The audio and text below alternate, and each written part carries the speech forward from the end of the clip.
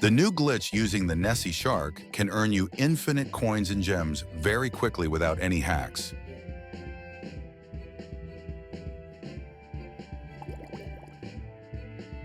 I recommend that you use cosmetics that earn you more coins and points like the crown or the ginger beard.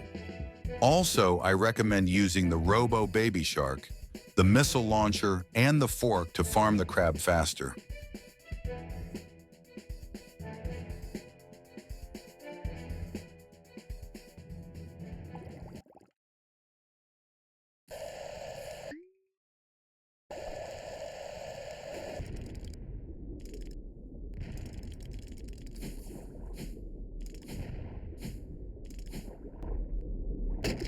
When you defeat the crab, just boost into him and keep farming as much as you like.